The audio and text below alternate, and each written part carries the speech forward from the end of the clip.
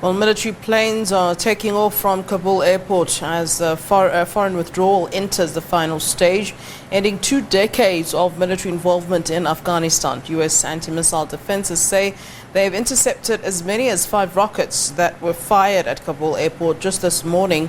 One American official says that Washington rushed to complete its withdrawal from Afghanistan. About 114,400 people, including foreign nationals and at-risk Afghans, have been evacuated since mid-August. The U.S. and allied forces are set to complete their own withdrawal tomorrow to meet a deadline agreed with the militants. The number of U.S. troops at the airport decreased to less than 4,000 over the weekend. Operations to get more people to leave have intensified following a suicide bomb attack outside the airport on Thursday, killed scores of Afghan civilians and 13 U.S. military personnel. A statement from the White House says that President Joe Biden has reconfirmed his order that commanders do whatever is necessary to protect the forces on the ground.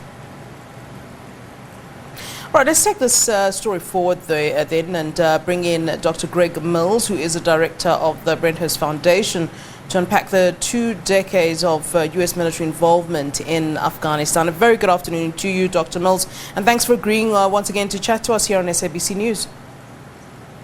Good afternoon. There is a claim, and I think it's important that I say where I saw this claim.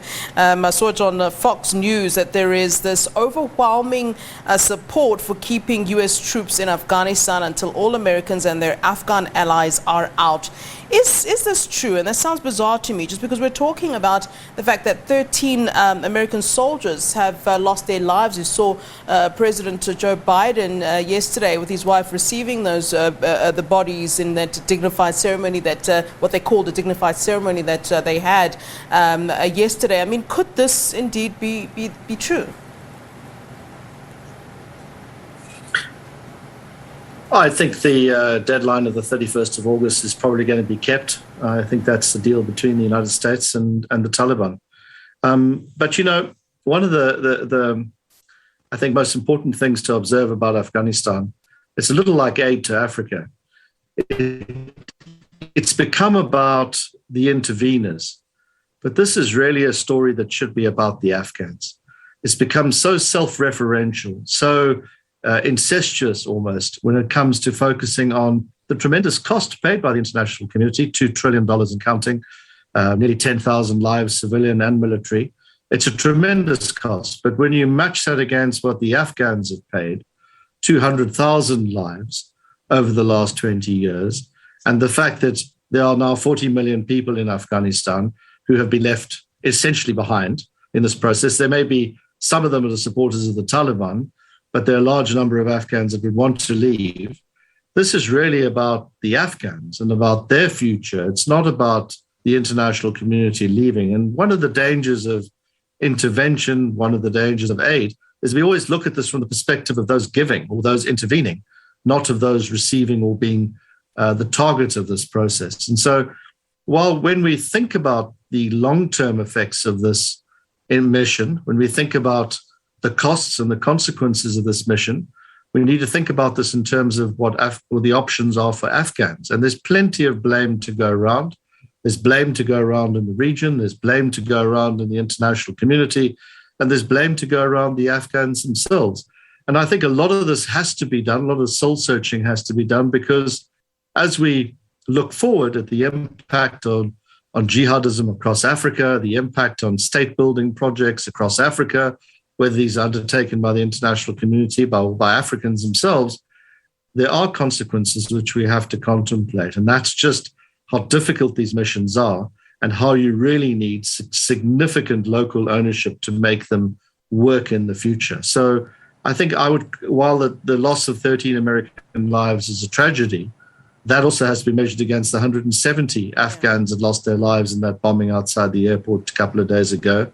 and the ongoing costs paid by Afghans. I mean, is this really the end? I mean, we've seen the final withdrawal of those troops, but, one wonders if, the U.S. will let this go. It's 20 years, and something that I saw, one of the statements made is, we need to protect U.S. interests in Afghanistan, and that really pointed to me as something quite scary to say. I wonder if that will really be the end of it as where we are now.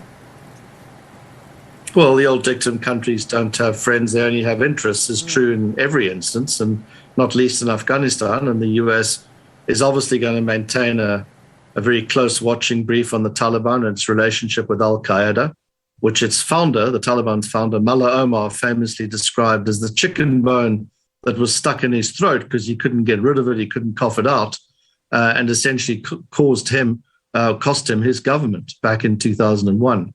So the Americans, among others, are going to be looking very closely at the relationships that they had in the past, going to be looking very closely at the nature of their treatment of minorities, and including the treatment of women, whether they remain engaged with the world, whether they respect human rights. But as we've already seen, Afghanistan is extremely complex place. It's a patchwork quilt of ethnicities, of regional influences, of different religions, or religious sects. And of course, all this plays into a sort of potpourri, a patchwork quilt, as it were, of different political tendencies. The Taliban itself is largely a franchise operation. It's not united. It has other contenders. We've seen that already with ISIS.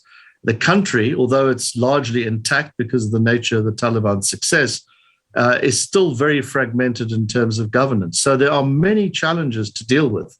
And you might actually find a rather unusual set of circumstances even developing, which is, Taliban is the least bad option in all of this. And one of the big challenges, I think, for the region, as for the Afghans, is going to be, how do you manage a Taliban government which faces all sorts of regionalized competition within, from warlords and from others within Afghanistan? This is particularly a question for Pakistan, which has largely been the mentor of the Taliban over the last 25 years. So this is not over by any manner of means. I mean, this is just one phase of the process. You've had 20 years.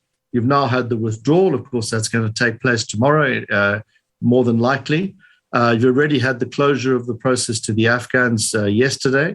And you'll have to wait and see as to how this pans out in terms of the legitimation of the Taliban, both regionally and internationally, which is critical for its future inflows of humanitarian support and investment and the like. So this is not over by any manner of means. Biden said something quite interesting. He said that, it's either all in or all out, obviously in reference to, their position there in Afghanistan. And I really want to kind of look into why, his administration would have then chosen the latter. And one wonders, as you say, this is far really from being over.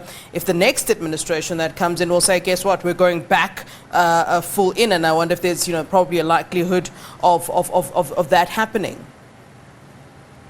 Well, never say never, but I suspect what you're going to see in US foreign policy terms is a degree of self-reflection after this, rather like there was after Vietnam from the mid-1970s, and 15 years really of isolation that followed from that process in terms of foreign policy exploration or bravado, and then a sort of re-engagement with the world post the Cold War in terms of expeditionary missions that the US military undertook.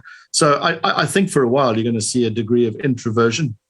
But Biden has been wanting to do this for a long time, don't forget. I mean, this is his plan back from 2008.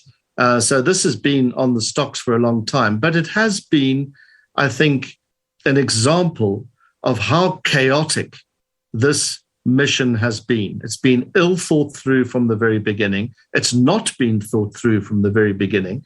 It was subject to all sorts of personalities and political preferences. No one ever thought this thing through to the finish. No one ever resourced it through to the finish, which is a long-term project to go about state building, at least as long as the period of decline. And you see this in the chaotic, frankly, utterly callous nature of the withdrawal. And as I said before at the beginning, it's not about the Americans. It's not about even NATO. And it is about the allies, because it says a lot about the relationship between NATO member states, particularly between the US and the rest. But it's not about them. This is fundamentally about the Afghans, and we should be concentrating on what the Afghans need and not forgetting about them, since the international community has, in the form of NATO, left. All right, Dr. Greg Mills, a pleasure having you on the show once again.